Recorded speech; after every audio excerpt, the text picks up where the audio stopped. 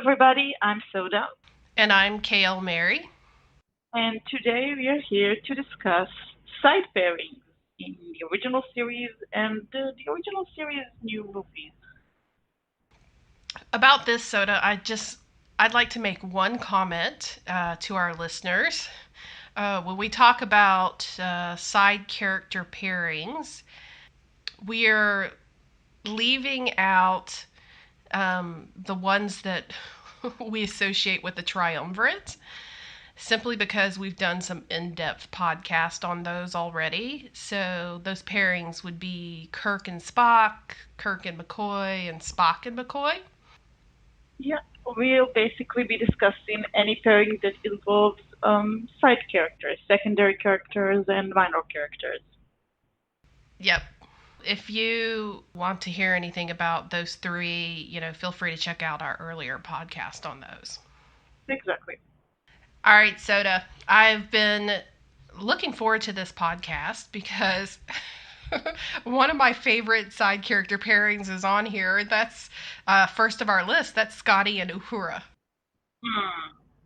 It's interesting because I feel like, yeah, it's the one like constantly, that and another one are the ones that are most common to find, basically. I will say, I don't think Scotty and Uhura crossed my mind for the original series until the original series movies and the Final Frontier. And and um and then after that, when I went back to rewatch some of the movies, I noticed like more hints, I think, of Scotty and Uhura, and it just really warmed up. Like I really warmed up to the pairing. So obviously, my favorite scene is where um, Scotty's on the Enterprise and Uhura shows up in the Final Frontier and goes, like, there you are. And he's like, oh, I thought you were going on leave. And she's like, not without you. And then when she realizes he's on the ship, she like brings him dinner and just the way they touch each other. Yeah, like, that's the main scene that comes to my mind when you talk about this pairing because honestly, that and there is another scene in the original series actually about in the episode Changeling, I believe, when the Changeling, the machine that kind of mm-hmm. taps people's minds, kind of makes an advance to attack Uhura, and Scotty defends her. That's also kind of a cute scene. Yeah. But that's basically the only two things that come to my mind when you say Scotty and Uhura. What other scenes did you Um, see? I can't remember which movie it is, but there's one where she's like holding on to him. Another one where they just kind of like she touches his face again. I don't know. I just feel like there was more flirtiness between them Hmm. in the later TOS movies. It's interesting because well, one of the I guess one of the challenges of dealing with this side pairing is those characters are basically given the least amount of screen time. Like Kirk, Spock, and McCoy are undoubtedly the stars of the show and the movies, and those other characters are just kind of sidelined, and all you really have to hang on to are bits of dialogue and really just background actions basically that you have to kind of look for. Yeah, yeah, exactly. And you sort of have to know like something about the characters to even really like decide if they're compatible. Yeah. And I don't see any reason why not. With most of these that we're going to talk about, but I think Scotty and Uhura are cute together. That's the Yeah. word I would use. They are cute together, Like a cute old married couple. basically. The one other pairing I often see, like we have usually in fan fiction, you have the triumvirate in whatever combination you want.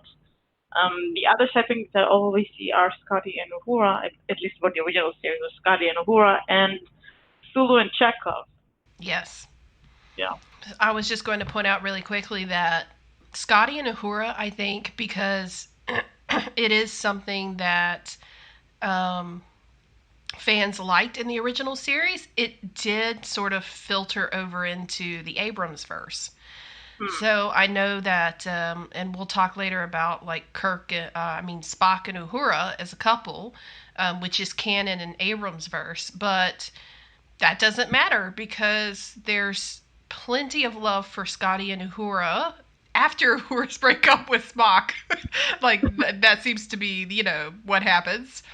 Yeah. And then Scotty and Uhura are, I think, a beloved pairing in that verse as well. Yeah. As far as fanfics go, Yeah. are there more fanfics in the Abramsverse or in the original series? Definitely in fanon, there's no canon to support that, obviously. Yeah. There's just this one moment where, in Into Darkness, where Uhura sees Kirk in the warp core and she, like, turns into Scotty's shoulder and he holds her while she cries. That's it. Well, yeah. Well, there is a lot less Abramsverse than there is the original series. Yeah. So yeah. And, well, she's obviously, like, she has a partner Yeah. in those movies. Yeah. So, but it doesn't matter. I've seen plenty of fan-in material for Scotty and Uhura and Abramsverse, and I'm here Yeah. for it. I'm also wondering because, well, I think the age gap between Scotty and Uhura is a lot more pronounced in the Abramsverse than in the original series.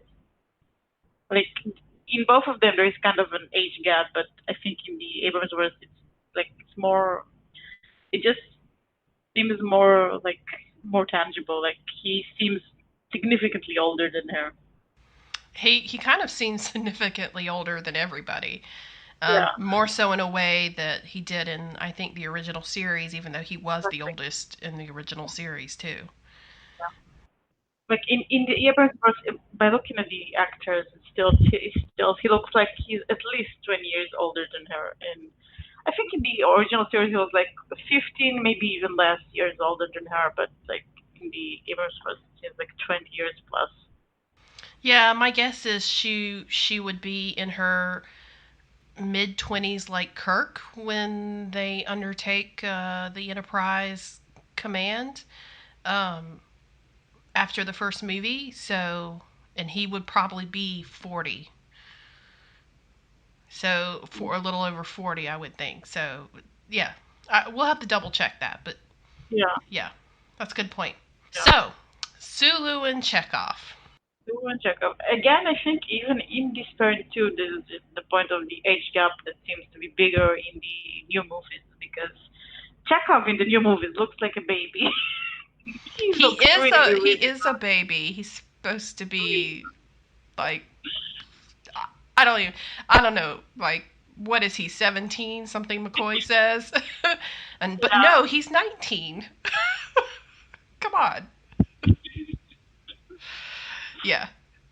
He seems barely legal. Yeah. In the original series, he was also like the young kid, but he's over 20, he's like 22, 23 or something like this, early 20s. Um, Sulu is I don't know exactly how old Sulu is. I think late 20s, so less of a less of a gap again. But Sulu gives you the impression of just being sort of like I think his maturity Yeah, gives you the impression he's just a little older emotionally. I don't know. His characterization has a little bit of nuance to it between TOS and Abramsverse. So yeah. In TOS, he kind of has like a crazy streak, a free spirit streak, I'd say. yeah, he's definitely adventurous in Abramsverse too. Like he seems very calm and collected, but he's still got that streak of liking adventure, um, which is why he's like Kirk's partner to jump off a shuttle or jump off a spaceship and go flying through the atmosphere. Like whips out his sword. I mean, yeah, he's all for that. Yeah. A moment of action. In the original series, Sulu is like he likes pants, but he also likes collects like ancient weapons. Like he sees a Hmm. gun and he's like, "Oh, that's nice." So that's interesting. So, how do you think Sulu Chekhov came about in the original series? I think it's also going back to the Final Frontier because they also have this like moment where when Kirk basically gathers the old group and they're like on Earth, like they got Mm-hmm. lost and they have this like silly banter between them about how did we get lost? You're the navigator. Yeah. So yeah, so that was kind of cute, and I think that's mainly it, and the fact that in the original series they were often paired together because one was the helmsman, the other was the navigator, so they kind of always were like the background commentary and things that are going on. So, I mean, I agree with that. Like, they're up on the front together. You know, they can give each other looks. They're, like you said, providing the side commentary. It just, I guess you would think naturally they must be close. Yeah. Because if they do work together frequently. So in Abramsverse is interesting. I think Sulu Chekov became a pairing in fanon that was as popular as Kirk and Spock. Hmm. Because I remember back in the day, 10 years ago, my friends, a little more than Right. 10 years ago now, after Star Trek 2009 aired, um, you had, whole communities. You had, of course, the Kirk and Spock community. You had the Spock and Uhura.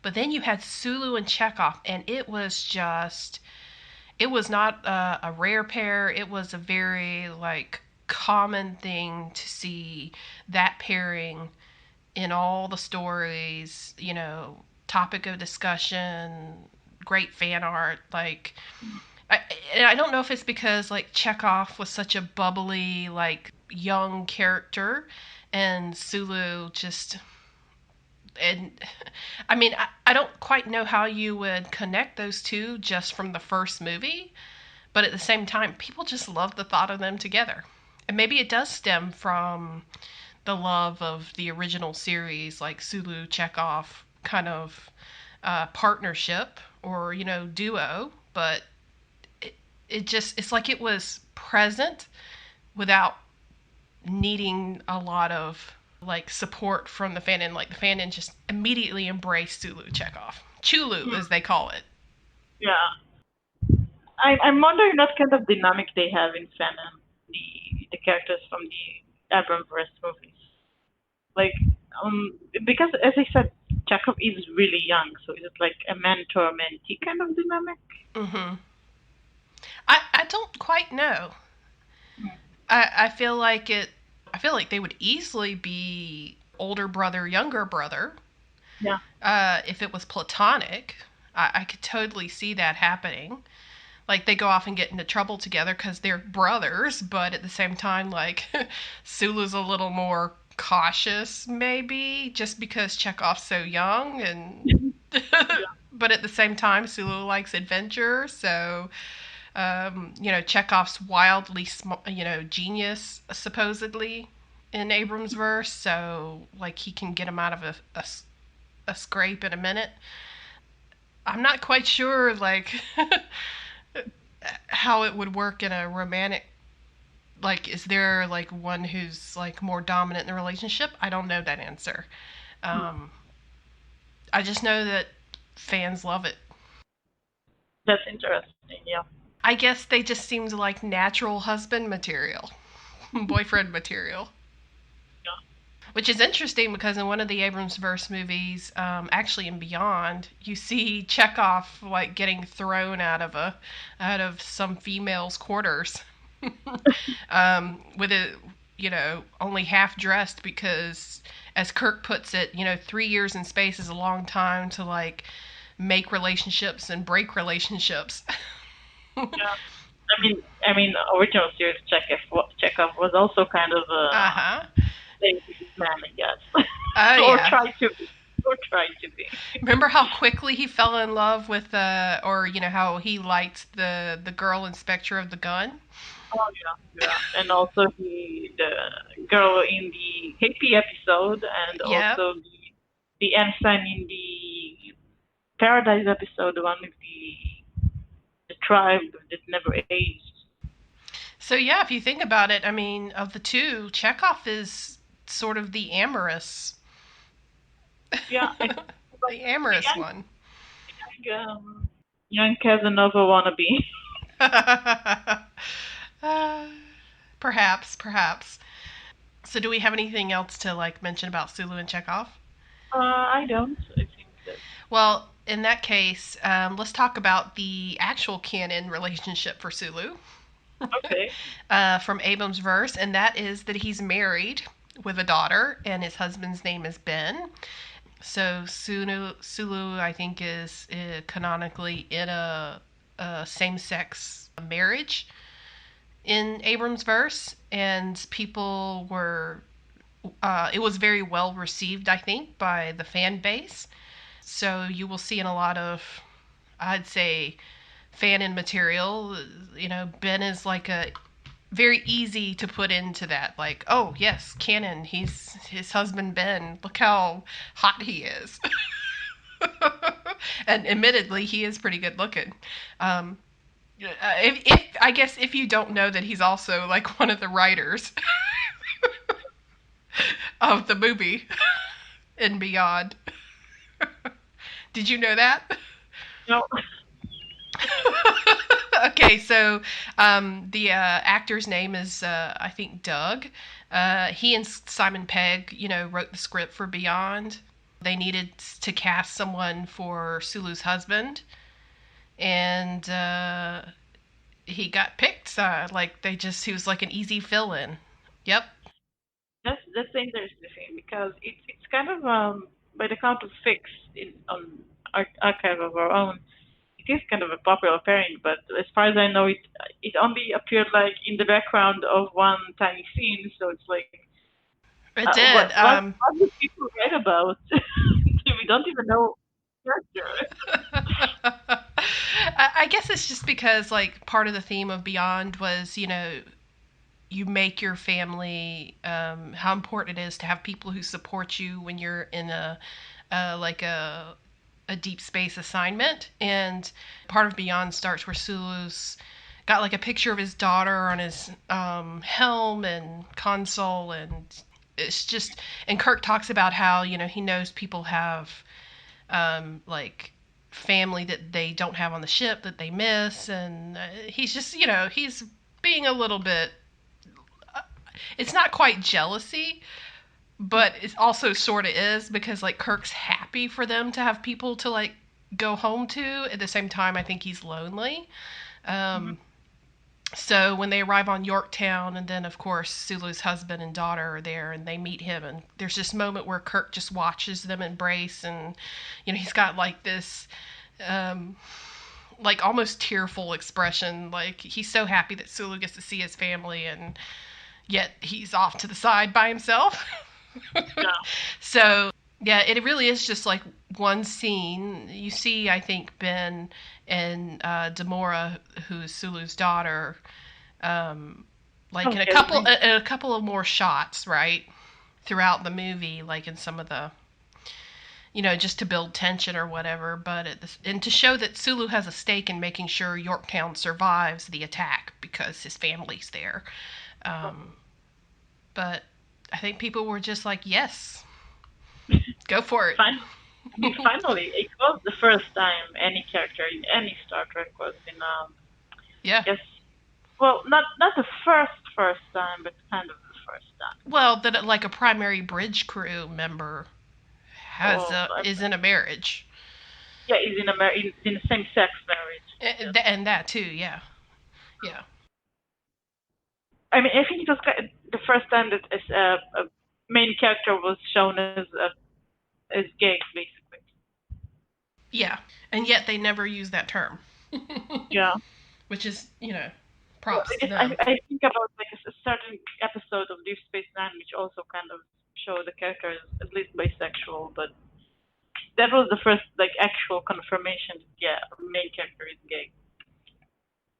And what's so interesting about this, people I think tend to believe that his partner Ben has his last name, so they call him Ben Sulu. I guess it's easier than making up his last name. Yeah, so Doug is Doug Jung. He's the screenwriter. All Like I right. said, the screenwriter who co-wrote with Simon Pegg on the movie. So sort of like a cameo appearance, but a good role. I mean, I guess it makes sense that Ben's last name is also Sulu, considering Sulu doesn't appear to have an extra in that name or something like that. Shall we talk about? Let's talk about more canon pairings if Yeah, you're already on the topic. yeah, that's what I was They are thinking. yeah, I think the biggest canon pairing that gets talked about is from the Abramsverse, Spock and Uhura. Well, I'll certainly say it's not my favorite because my favorite is Sarek and Amanda. Yeah, but it is like it's the biggest one, I think. Yeah, absolutely. So without a doubt, Spock and Uhura in the Abrams verse is. I mean, how do you even like put it? It's. I think it was a little shocking to fans when they first realized that. Oh wait, Spock and Uhura are dating. Even in the first movie, it was very well received. Um, I think I don't quite know like how the Kirk Spock fandom like took to that as a whole, but for the most part, I think Spock and Uhura having a relationship was well received because the actors pulled it off so well.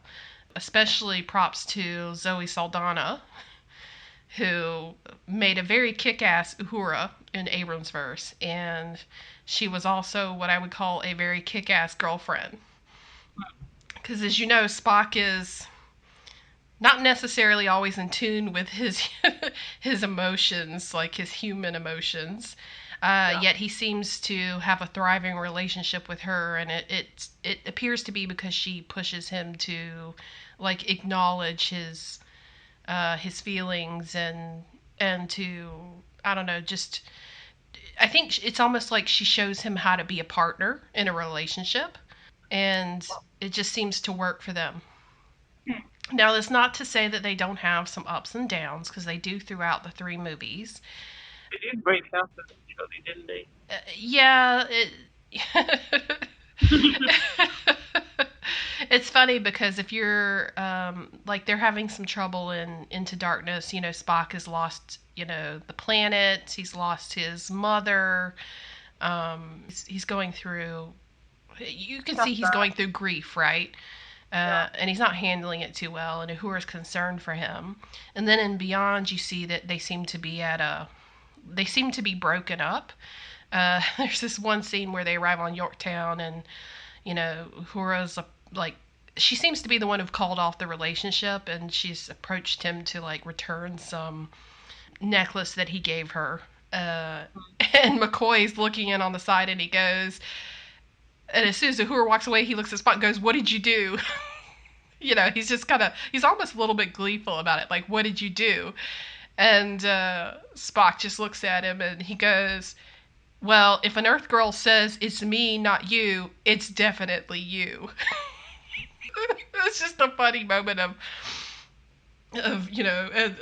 McCoy letting Spock know that hey, yeah. don't think you're not to blame in this situation.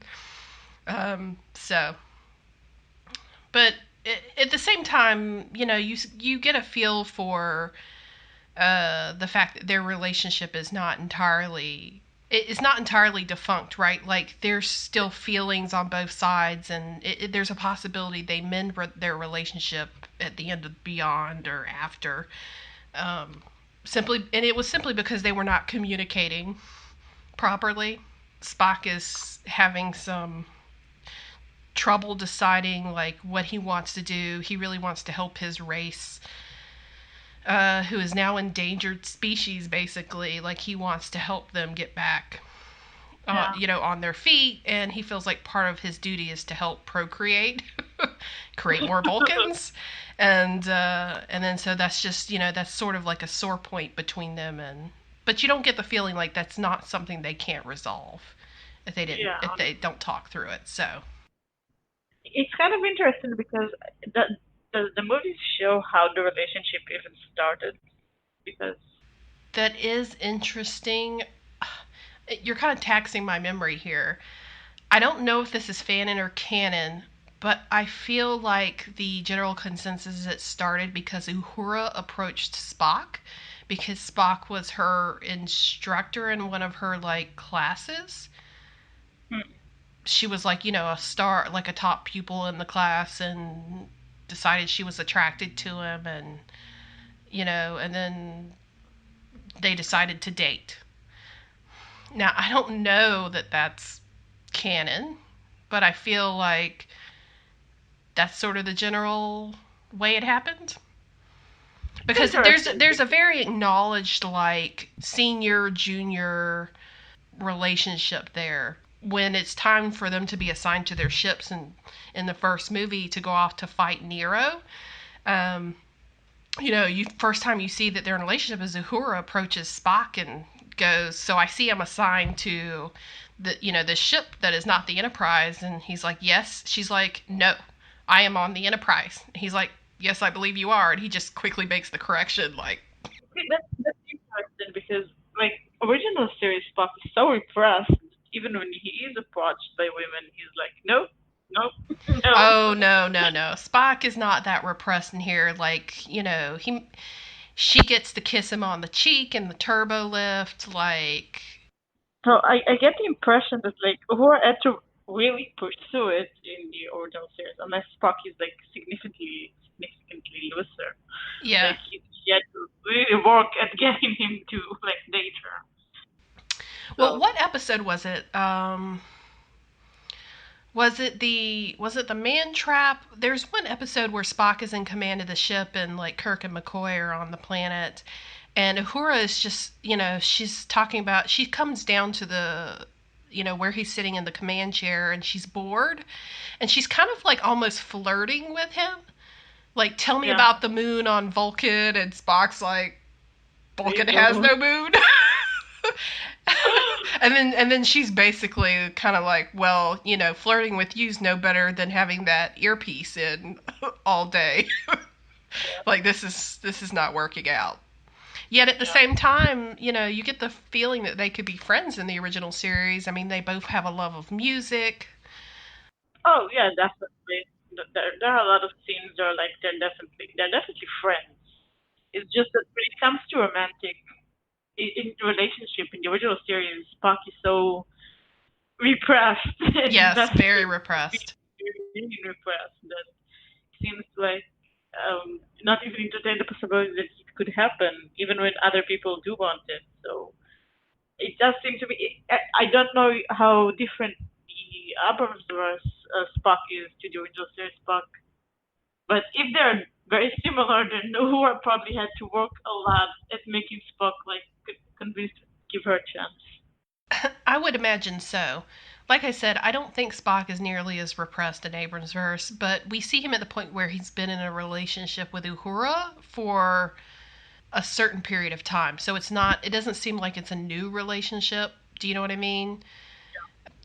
I guess I just get the feeling that while she's been like showing him how to be a partner in a relationship, he still has some things to work on, like talking about his feelings, like why he thinks it's so important that he needs to go have little Vulcans without her, things like that. That, like I said, communication issues. I think that kind of drive them apart in the later movies. But at the same time, he seems like he is totally okay with PDA with her at some points. Like, he's not embarrassed at all. He's just sort of like, well, she's gonna kiss, like, she wants to kiss me on the cheek. That's fine. Kirk is embarrassed for them. Like, he's embarrassed for Spock, or maybe just to be standing there. When she does it, he's kind of like, what the heck? Like, how well do you know Uhura? I think he's Interesting. surprised. Apparently, I think everybody's surprised that like Spock and Uhura are in a relationship. Probably just because Spock is a Vulcan and they do think he should be repressed. Yeah. But you can see he cares for her very much because he's very determined to rescue her and beyond, and insists that he go with the rescue party because Yeah. You know, that's her. I mean, and they don't deny him that. They're just like, yeah, we know how much you care about her, so. Yeah, as you start saying in the original series, there are also kind of hints of like who are flirting with Spock, things like that. There are some fakes about who and Spock in the set in the original series universe. Like people don't ignore their potential there too. Yeah. But it significantly less like it's significantly less um, overt, I guess, in the series than in the movies, in the Abramsverse movies. Yeah. So shall we talk about the one where, we talk about Spock being repressed, right, in the original series? Can we talk about all his moments with Chapel? So the Yeah, Spock Chapel pairing. yeah. Well, it's really kind of a one-sided thing. Chapel, we kind of find out we kind of find out Chapel has feelings for Spock very early on in the series, and she kind of expresses them once in a while, but it really never gets her anywhere because it's Spock.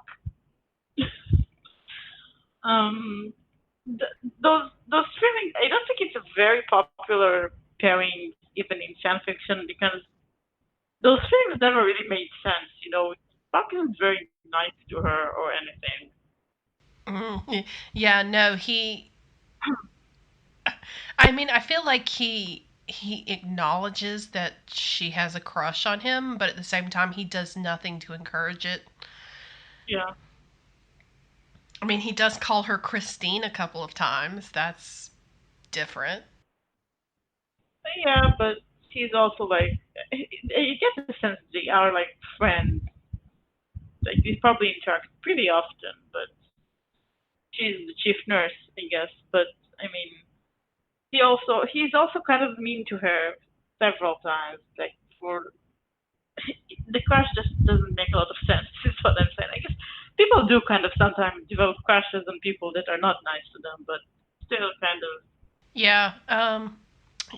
Something that always intrigued me. Well, one that I mean, Chapel never really seemed to give up the crush.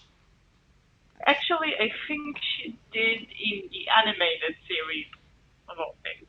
Oh well, I must have missed that in the anime series, but I meant in the original series. In the animated series, there's the episode with the love potion. Oh yes. Oh But no. by the end Yeah. of it, Chapel seems to yeah. By the end of it, Chapel seems to be pretty much over her crush on Spock. And then there's the episode where she harbors his consciousness. Do you remember that? The one where Kirk and Spock and the doctor, I can't remember what her name was, but they harbor like the last three beings of the race who've been living in these like Oh yeah, I remember. these Yeah, spears for centuries because they no longer have bodies and yeah, yeah. um Spock's consciousness is in one of them, but then it gets crushed and you think he's been killed, but it turns out his consciousness has been in Chapel because she volunteered to host him. Um, yeah, I, I, I think in that moment I was kind of like, so that's where your crush gets awkward for the other person, because Yeah, then they're in your head and you still are crushing on them. yeah. Well, there's also that very awkward scene. I don't remember in which episode, but the one where like Spock has to wake up from like a coma, and for that to happen, she needs to slap him. And it's a very funny scene. She gets upset when Mbinga like starts slapping him. Yeah, Yeah. it's a very very funny scene. Like at some point, I think Scotty walks in and sees her slapping Spock, and he drags her away because he thinks she's got insane. So, how do we think Fanon feels about Spock Chapel? Do you think they continue to think of it as a one-sided crush, or have you seen a lot of like positive response in Fanon where it's like, oh, it's a possible romance? I think in the early years of the series there were a lot more fans for it than there are now. I have seen fanfics of it here and there, but most of them are old. I think most people today are like, yeah, Chapel should just give it up. He's just not into her, you know. He's just not into you. He's just not that into you. Interesting. I think the type of like romance where like one partner has to hold out for a very long time while the other part kind of has to be convinced was more popular in the past than it is now. Yeah. Well, I think that's a nice segue into Kirk and Rand. Yeah, I think the other types are kind of different. I think in the sense that they have more of a will they won't they than one partner is for it and the other is not. I mean, it's Chapel does not try to like push herself onto Spock in any way. She wants to care for him when he's sick, and she just wants to make sure he's like healthy and happy because Yeah. she cares about him. Um, Janice Rand is a little different when it comes to Kirk. I mean, she's a little more. I won't. I guess I'll say the word aggressive, but at the same time, it's not like she's throwing herself on him. Yeah. I mean, there is that one part in Miri where she, blatantly tells him, "I used to try to get you to look at my legs." um, but you can tell that she's definitely like not apologetic. I think for her crush on Captain Kirk. Yeah. And I think her feelings are kind of returned. Just like there is definitely potential there on both of their sides, but Kirk is more like, I don't know if I can really be in a relationship while having all these duties. He's very restrained. He restrains himself. Yeah. Yeah. I think the intention of her character was to be like the main love interest for Kirk. And what I find interesting is in the Cage, the pilot episode, Yeah. when you originally had Captain Pike leading the Enterprise, there was some intimation that he had this new yeoman who also liked him. Yeah. And it made me wonder if when they, sort of redid the formula with Captain Kirk instead of Captain Pike, they're like, yes, let's keep in the yeoman bit. It's possible. Yeah, Yeah. it's possible. Because I mean, you see Rand. I mean, what's the first episode? She's definitely in the. She's in the first season. I remember her in Yeah. the man trap like early on. Um, but she's definitely like a presence in the first season where she's close to Kirk. Yeah, Yeah. especially in the bridge scenes. Yeah. I think her last appearance is like episode 14 or something like that. Um, It's is it after Miri? yeah, yeah, Yeah. after Mary. She's still there in like the first Romulan episode. Um, Oh, yeah. Balance of Terror. yeah, yeah, she's there. So yeah, it's always funny like to watch it. Usually when they show like people like an episode or two from the original series, Balance of Terror is usually one of the episodes because it's a very good episode. But that's the moment where Kirk and where she kind of were on the bridge and Rand kind of cozies up to Kirk and he kind of hugs her. It's always kind of people always kind of turn to me and like, am I supposed to know who this woman is? Like, who is she? Yes, exactly. Um, yeah, I mean, you're right. That's interesting. Like, she comes up, like, she holds on to him. He holds on to her. You just go, It's like really out of nowhere, and unless you've watched, like, I'm sure that would be awkward. yeah, Like, professionally, that's very inappropriate. But also, like you said, it was kind of meant to be a thing between yeah, them. exactly. But Um, it never comes to fruition. Um, we I think we assume Rand is transferred off the Enterprise. Yeah, I think the most common assumption. Well, I think it was actually confirmed by some of the novels that she was transferred off the Enterprise after the incident with the evil Kirk. Basically, Yeah. he kind of assaulted her, and it's very obviously badly affected her. And Spock was very bad about it, basically. Ooh, yeah. Actually, I didn't even think about that episode, but that's a tough one, especially if you're trying to like build some type of romance between two characters and then you have a version of him that assaults the other. Yeah, I mean, a lot of her episodes, someone like makes an inappropriate comment about her. I mean, well, think about Charlie X. He tries Exactly. to assault her too. Yeah, exactly. Yeah. And I think there's another episode where she's like in turbo lift with some guys, and they also make a comment about her. Hmm. How young do we think Rand is when she takes the assignment on the Enterprise? I'm gonna say early 20s. Yeah, Uh, that's what I yeah, was something like thinking. that. I was thinking she'd be like about Chekov's age. Yeah. So then we see her one more time in the movies, In the first movie. in the first Does she? movie. Wait, I think she has an appearance in another one of the movies. Does she? I kind of only I remember the think first so. one. Yeah, I think she has like a cameo in one other movie. I looked it up.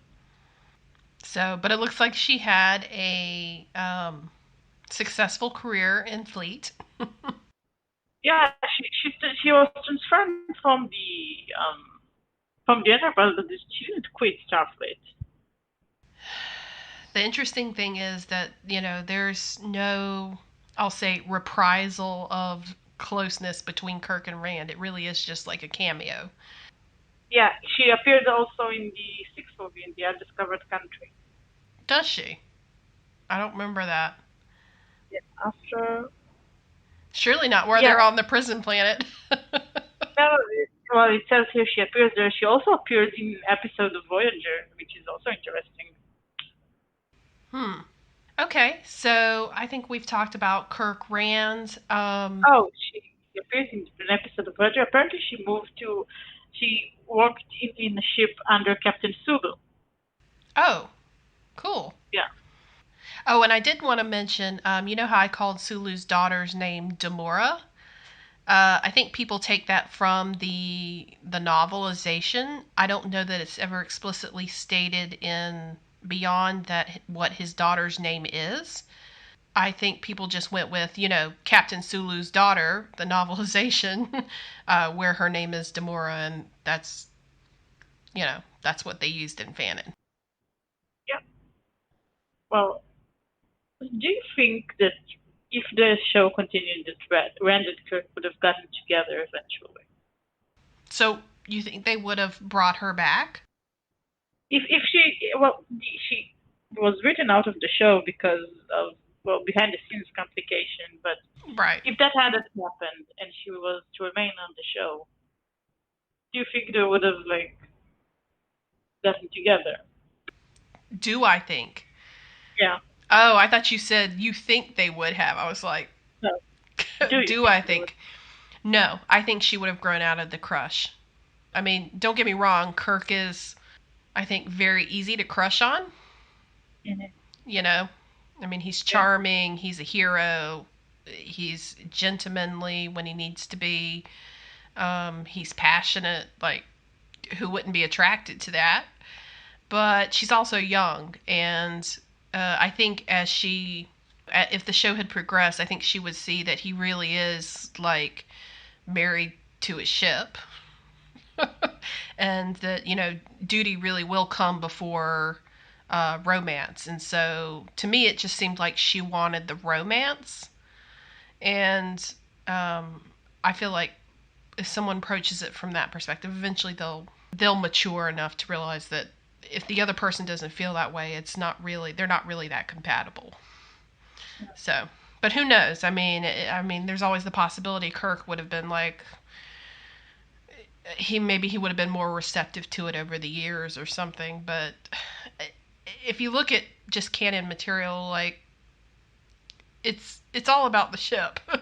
I mean, Yeah, it is. Kirk even leaves the Enterprise and yet has to come back to it. So, his career and his ship are always number one.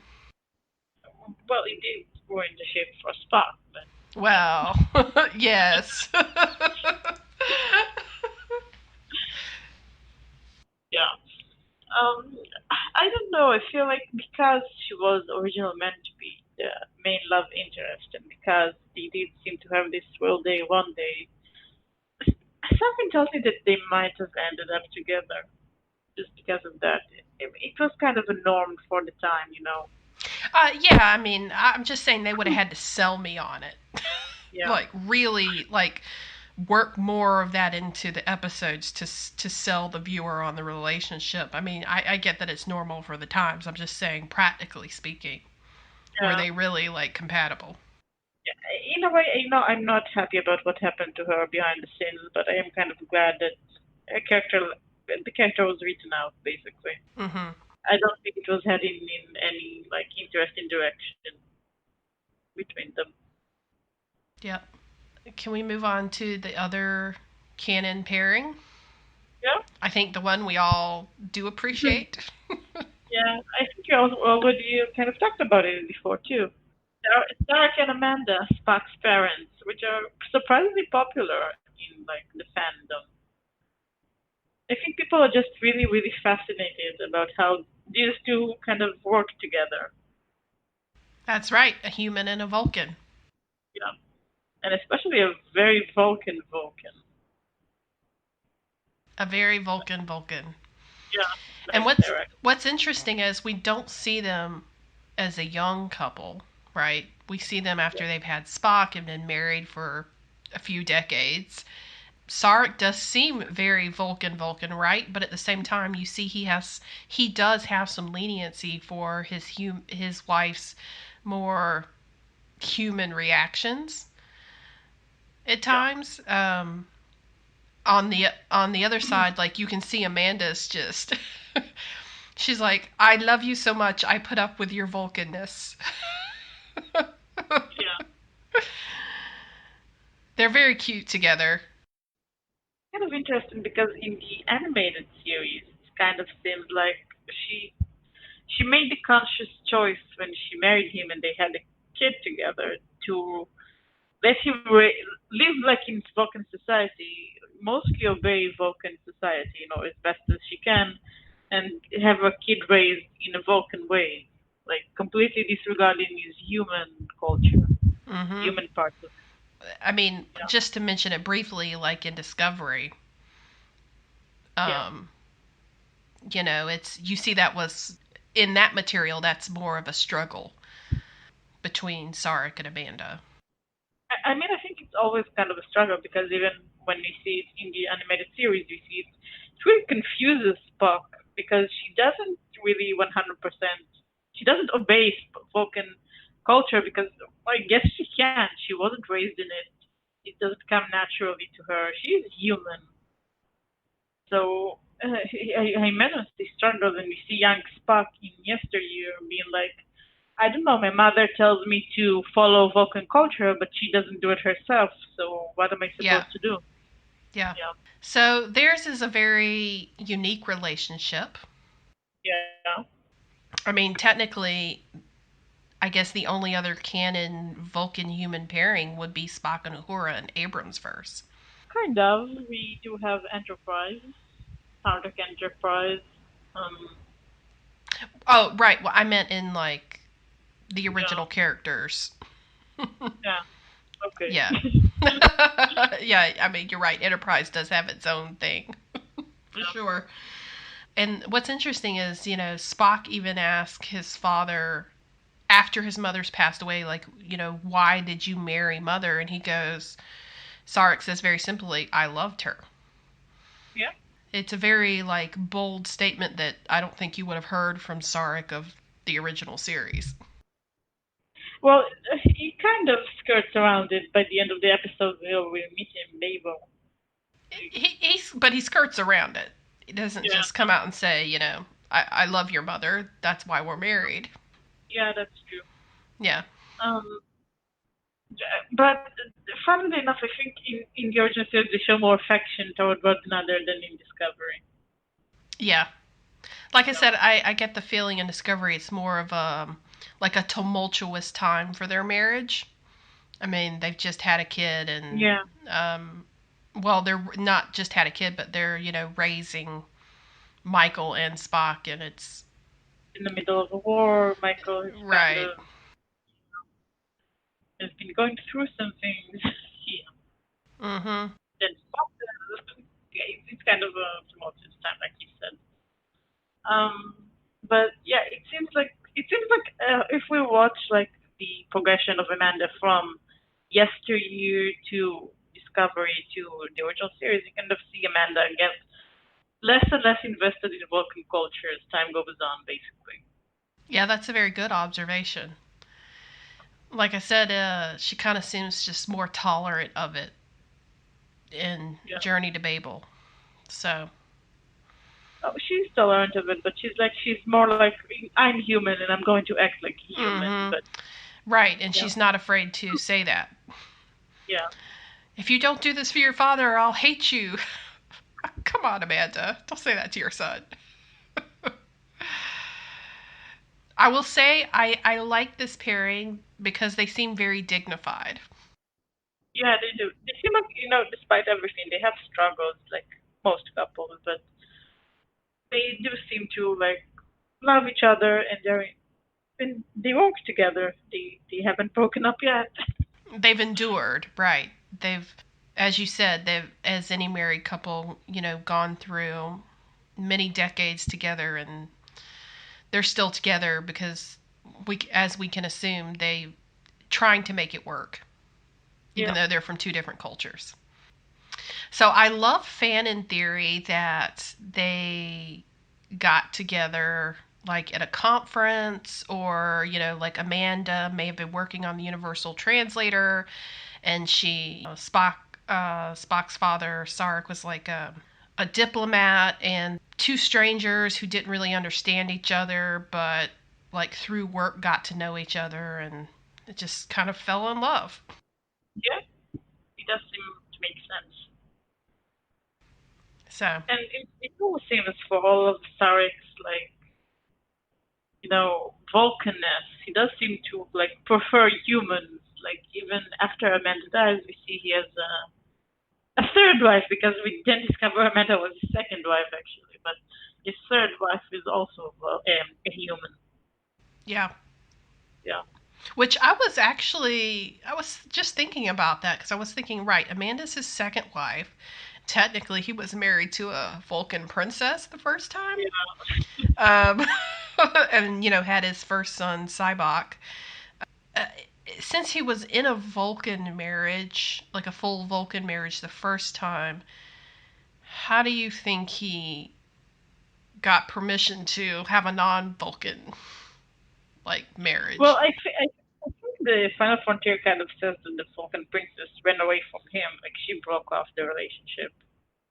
But I wouldn't be surprised if like the relationship was like with arranged. Basically, we do discover that most Vulcan Right. relationships are arranged. I guess yeah, So that's what I was thinking. Like, how is it that like the elders or whatever were not already arranging another marriage for him? well, I think the arranged part only happens in childhood. Like I don't think people. I think first of all the parents arrange it, and I don't know if Sarek's parents were still alive when all that happened. But I don't think like I don't remember like seeing like Hmm. adult Vulcans like getting. I mean, we haven't seen a lot of them, but Well, maybe arranged is not the good word. Like matchmaking. yeah, Oh, we hear your first marriage did work out. Here's some prospects. Like, yeah, you should be thinking about maybe marrying into this family, or yeah. I don't know. It just seems like a thing.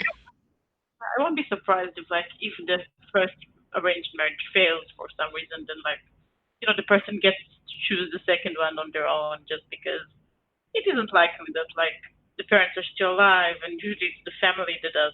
Families do those things for like um well in human history it was for economic reasons or maybe for cultural reasons in Vulcan society. But right. And we do see they have the ability like to choose their mates. Yeah. As with So, T'Pring. Yeah, so since he did go with the first marriage and it fell apart not on his fault, not because of him. So, I mean, it kind of makes sense that he can just go and do whatever he wants for his second and third marriages. Also, by that time, he's so prominent, who would tell him no? Yeah. So, do you have anything else to add on Sarek and Amanda? No. It seems like a nice couple, and I think they're popular for a reason, and they'll probably continue being popular. Well, right. I mean, they're Spock's parents. Yeah. Look, they had they had Spock. How could they not be great? Yeah. Yeah. And, technically, even like Kirk and McCoy are fascinated with them. I think everybody is. Like, wow, these are your parents? How does that work? Ooh, they look like they get along. Yeah, exactly. I think it's a subject of fascination, both for the characters and for the fans. So since I just mentioned T'Pring. Yeah. Why don't we talk about the favorite pairing of Uhura and T'Pring? Yeah. So there. Yeah. I was just gonna say, there's only one scene. It's just a moment in the scene. It's where in a book time that Spock has come onto the bridge because they're about to embark to Vulcan, and Vulcan female comes onto the screen, and Spock and she greet each other, and they're, the crew's going like wondering who she is, and Uhura looks at her and says, "She's lovely, Mr. Spock."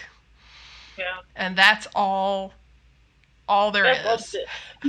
That's all the material there is, and yet the fandom just takes that and runs with it. Yeah. Well, I think it's because T'Pring is a very interesting character for a lot of fans. Like, she's smart. She's kind of manipulative. She doesn't seem to want to be in a relationship with Spock. She's independent, right? She's assertive. Yeah, so she is an interesting character, and well, a lot of people like Uhura, so all of you kind of like to imagine a relationship between them. That's right. Strong women with strong women. Yeah.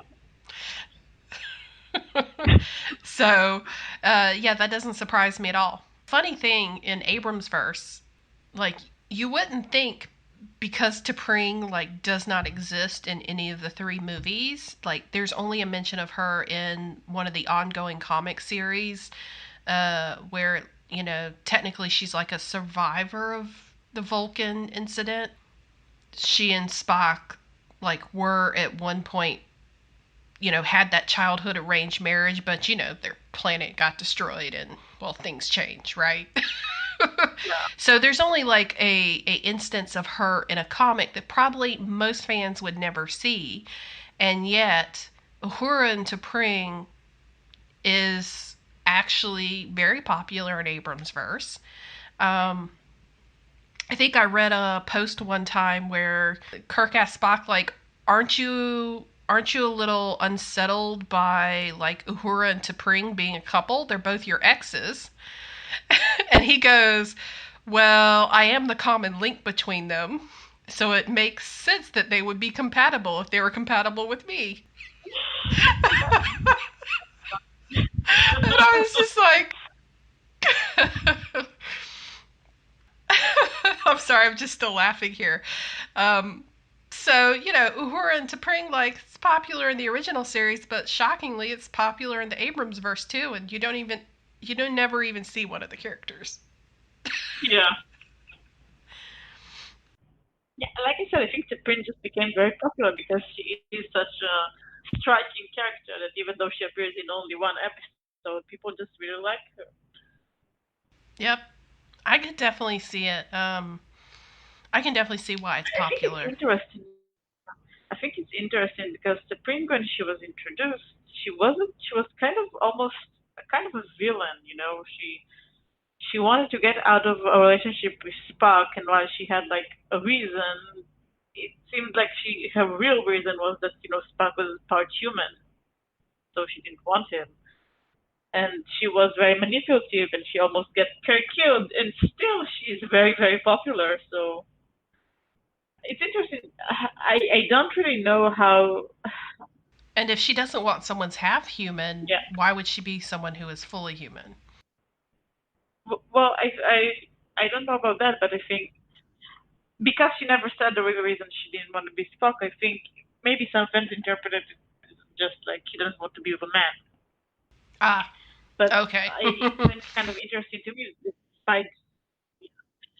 So I think it's kind of interesting to me that despite the fact she was introduced as kind of a villain that almost made Spock kill Kirk, she's still very very popular. Like Yeah. I don't know, maybe because fans felt she was threatening to their pairing or something. I don't Mm-hmm. know.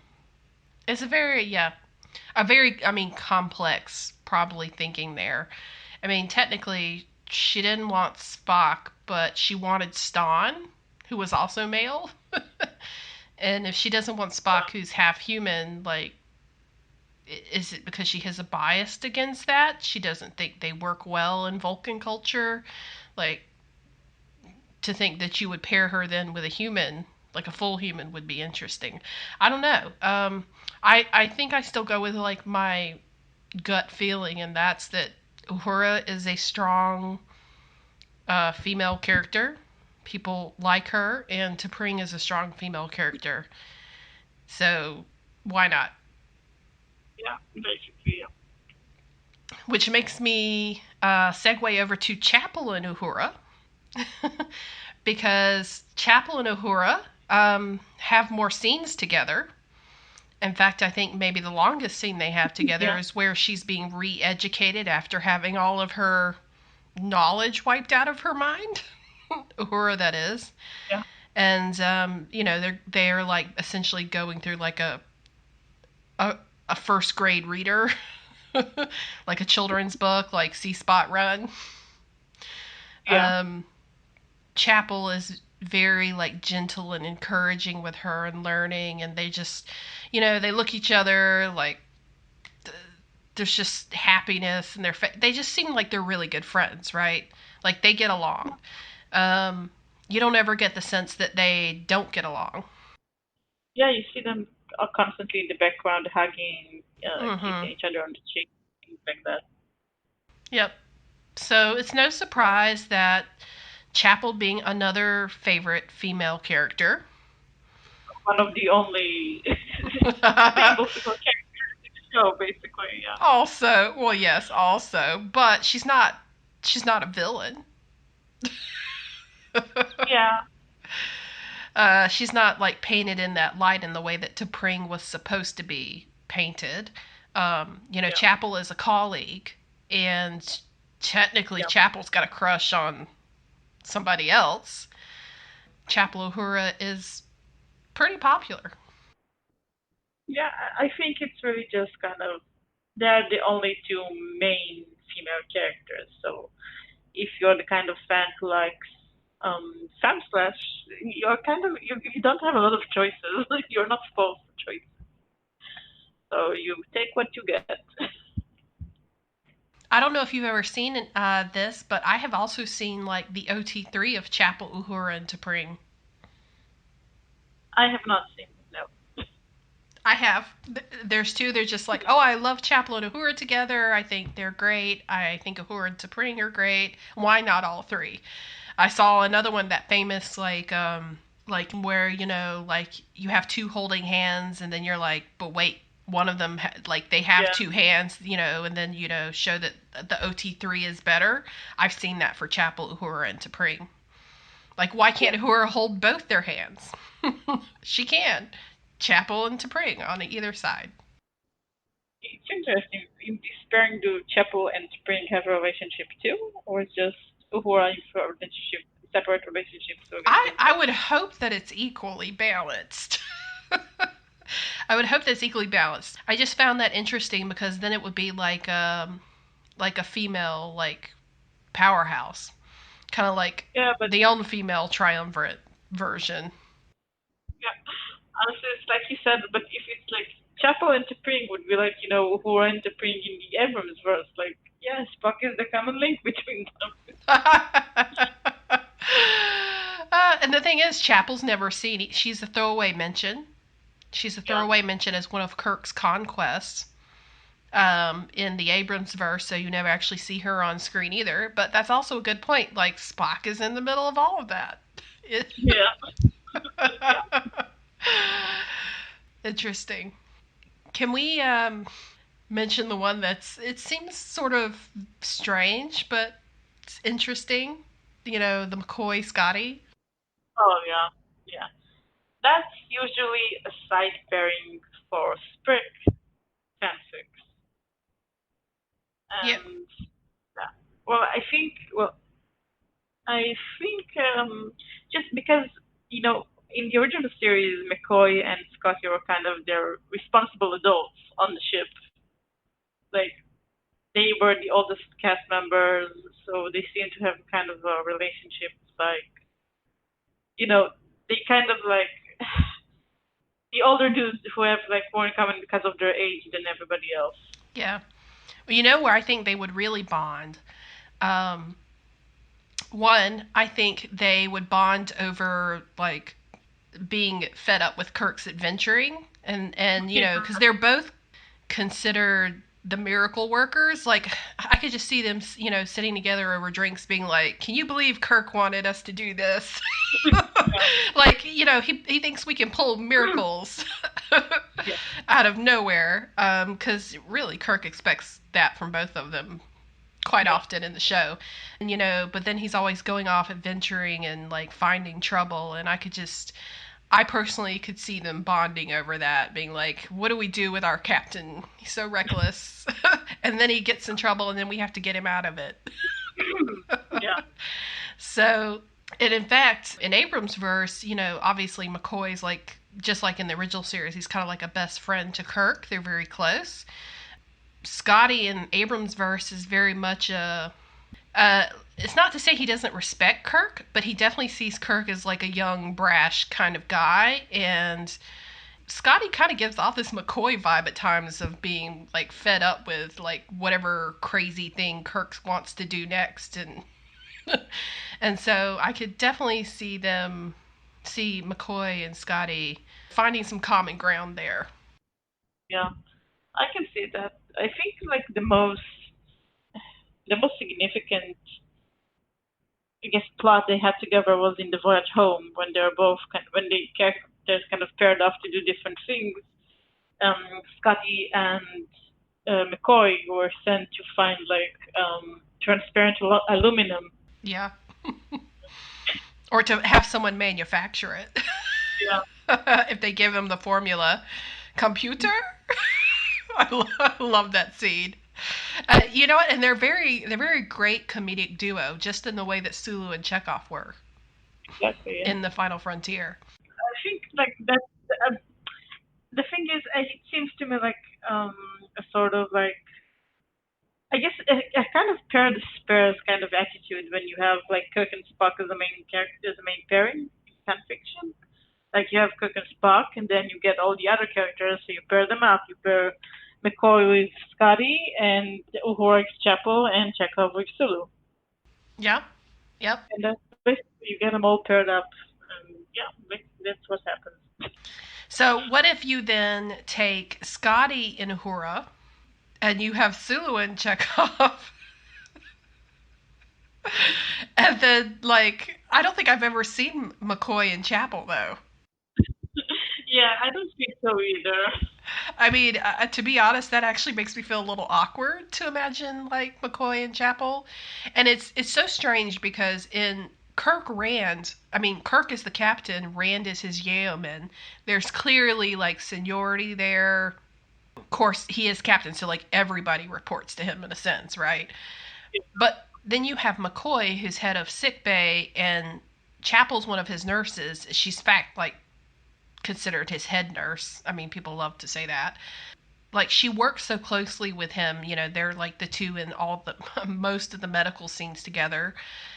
I mean, in most of the sickbay scenes together, like, they work really well in a professional capacity.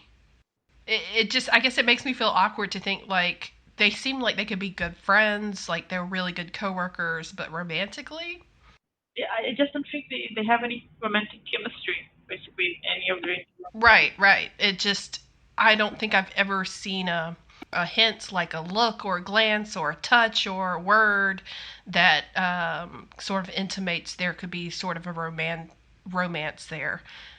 It's usually strictly professional or, sort of like friendly. platonic. Yeah, Yeah, they friendly. seem to be friendly, but just there's no romantic connection there. Yeah. Scotty Uhura, which is really popular, and Sulu Chekov, which is popular. Like, if you went that route, that just leaves kind of like McCoy and Chapel on their own. Sadly. Yeah. Well, I think we didn't really touch it, but Chapel wasn't a very popular character for the longest time. People really didn't like her. Why do you think that was? I mostly think it's because they saw her as a threat to Spock and Kirk. Ah, that's what I was thinking. Like, is it because she had the crush on Spock? Yeah. I'm glad. I think fandoms in general are kind of moving away from seeing like female characters as threats to their gay OTPs. But Well, like, well, do you think they saw Janice Rand as a threat? I think they probably did, but Janice Rand was in such a short amount of episodes that the fact that she was gone at some point was kind of they didn't have to pay attention to her, so they didn't. I have seen some Binga Chapel pairings. I did. I mean, but like, why not? Yeah, why not? That's always the sentiment here, right? When it comes to pairings, if it's something you find interesting, float your boat. Why not? Yeah, exactly. So that being the case, can we move on to Jaylah Scotty? Yeah, sure. I have no idea. I have no idea what to say about them. I haven't seen the movie. Yeah. So Jaylah Scotty is actually, I think you and Soda, you and I, like, we kind of looked this up, right, last time, Yeah. and we're surprised to see that there are some stories out there. There's some fan and support for Jaylah Scotty. And when I take a step back and think about it, because one, Jaylah is a character introduced in the Abramsverse third movie, Star Trek Beyond. She's not in anything else before Yeah. that. So she's a brand new, like, side character, original character, penned by Simon Pegg and Doug Jung. She's very much a strong female character. She's, again, that kick-ass, like, woman. She's sort of been trapped in this bad situation on this planet for a long time. Had to, experience her family being killed, and she managed to escape and has been essentially, like, trying to rebuild a ship to get off the planet. So she's got some engineering acumen, and that's how she meets Scotty. Scotty gets surrounded by some scavenger type characters. They surround him, and she comes in and swoops in and saves the day. She fights them, three of them, and, like, lays them out. And Scotty's like, "Oh, hello," because he's been sort of stranded on the planet himself, and so he follows her to her starship that she has hidden away, where she's been tinkering with it, trying to get it running again. And of course, he's very impressed by the fact that she can just take technology she's may not have been that familiar with and, like, rebuild it and do all this, like, make traps and make it invisible, and even hook up, like, an old sound system that plays Beastie Boys, like, you name it, she can do it. So she's sort of like his right hand in the movie when it comes to making sure the ship will fly, to get them off the planet when it's needed. But she's also a skilled fighter, very smart, but she is sort of young, you can tell. She and her family were stranded there when she was a kid, and so she's grown up in sort of this captivity in this environment. And anyway, long story short, she gets off the planet with the crew, with Kirk's crew, and at the end of the movie, she gets offered she gets an invitation to join Starfleet. Okay, so she'll have to start from go to the academy and start as a cadet and work her way up. But Scotty, Jaylah had really good chemistry on screen together. And it's not just because they had good comedic timing, but I mean, she's like his knight in shining armor. She's as talented in engineering as he is. She could be like a protege type. She can be very laid back. You see her just throwing back drinks. So hey, they could share some scotch together or whiskey or bourbon, who knows. But most of her scenes up until the point where Kirk shows up, most of her scenes are with Scotty. And even after Kirk shows up, most of her scenes are with Scotty because she's helping him in engineering. I'm not surprised at all that, this is something that people are on board with. Because she's another strong female character. Why not? Yeah, it sounds interesting. It sounds like Scotty is the main character she interacts with, so I guess if they were going to pair her with anyone, it would make sense to pair her with him. Mm-hmm. And she may be more of the adventurous type to his more just let me live in my engine room. I don't know. I mean, in Beyond, she's given a fairly prominent role. I think she's given as much prominency as the villain of the movie. Because she becomes sort of critical to defeating the villain, recovering the crew that has been kidnapped or held captive by the villain, and then getting off the planet. So she doesn't have a minor role in the movie at all. I don't think they could have accomplished what they needed to without her. Doesn't surprise me that it seems like she could become a part of the Abramsverse crew. In fact, I've had discussions with some friends that if they were to do a fourth movie, since they'll no longer have Chekov in the movie, who would they bring in if they were to decide to keep the same number of, I would say, original crew? That it would be a possibility that they could take this character they created in Beyond, and since she's already in Starfleet, have her come back. She would be a very good returning character, much in the way Saavik was, I think, in the original series movies. A returning character with that people seem to really like. Yeah. So one last pairing. Since you mentioned her, I think we kind of need to mention her too, because it's also kind of a popular side pairing. Spock and Saavik. Yes. Yeah. It just Saavik was kind of Spock mentee, I guess, in the Wrath of Khan, and then they kind of didn't interact that much in the Search for Spock, but they were a popular pairing. Basically, Saavik is Vulcan. Well, in the novels, they say she's half Vulcan, half Romulan for some reason. I don't know in what way relevant, but yeah, she is Vulcan mostly. She is Spock is her mentor. They seem to have a pretty good rapport. They kind of appreciate each other because Saavik is a good Starfleet officer and Spock is, of course, Spock. He's an excellent Starfleet officer. And yeah, a lot of fans got kind of romantic vibe from them. I guess I think it was a plan to basically have her pregnant with Spock's kid after the events of the search for Spock, but fortunately that didn't happen. She's significantly younger than Spock, and I think it would have been kind of awkward. So yeah, she's just a very popular character that a lot of people pair with Spock.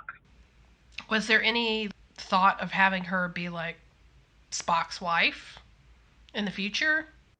Uh, I have no idea. Well, in the search for Spock, she and Spock have have sex basically because they find kind of Spock's body without his Katrashi and Kirk's kid, and well, Spock's body kind of goes through the pond far, so she has slept with him. Um, it was all very weird and uncomfortable, and I'm glad they didn't kind of pursue it further. Um, but she is a popular character, and I understand why, because she is one of those strong female characters. She is smart. She's not strong. She makes good choices. Mm-hmm. She's very fun to watch, basically. Yeah, and also because she's learning, right? Like, again, Spock is her mentor, Yeah, but then you also see like she learns from Kirk as well. So she's sort of yeah, like growing into her career. I personally thought of her as like sort of like not no pun intended, the next generation. yeah, yeah. Like watching them raise up cadets. But I think they are married in some of the novels. I think they are married in some of the novels, Spock and Saavik. Yeah, that's why I brought it up, because I thought like there was some novelizations where Spock gets married and his wife is Saavik, and when he becomes like Yeah, ambassador or whatever. Hopefully before he like yeah. does the the time jump into another alternate universe. Well, if you're talking about Spock and Saavik, you can also mention, well, since you also like mentioned the next generation, we have Saavik and David Marcus Dixon, which is like pairing sort of Spock's like sort of adopted daughter, kind of, with Kirk's son. Yeah, and you kind of get that sense Yeah, that they had some chemistry on screen, in those short scenes that they were yeah, together before he tragically died. yeah, basically. All the potential, all the potential. Yeah, all the potential is on. So we've gone through a good number of canon side character pairings and fanon favorites.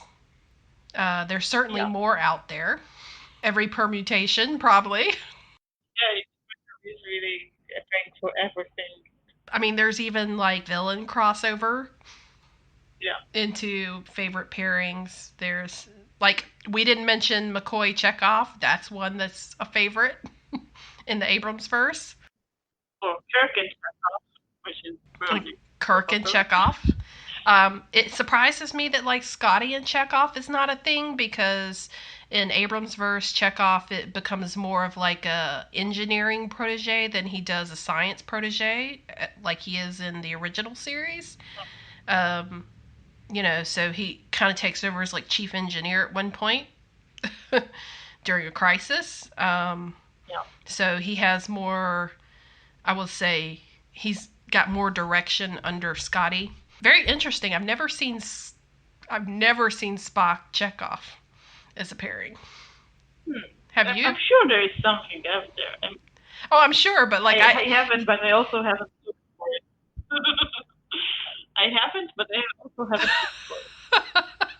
I was just thinking about the potential though, because technically, like Chekov in the original series is sort of mentored by Spock.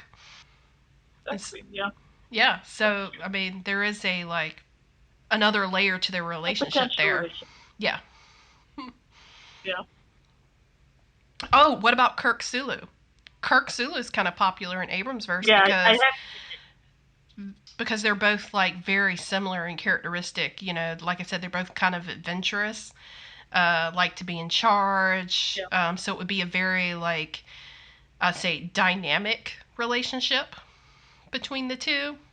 Imagine them like two heroes going off into adventure. I definitely see like the appeal from the description. As I said, at this point, with the original series being around for almost 60 years, and the new Abramsverse also been for around over 10 years, like I'm pretty sure that if you can think of two characters, someone shipped it at some point. Ah. So do you think there are any pairings that are probably more prominent today from the original series than they were like when the original series aired in the 60s?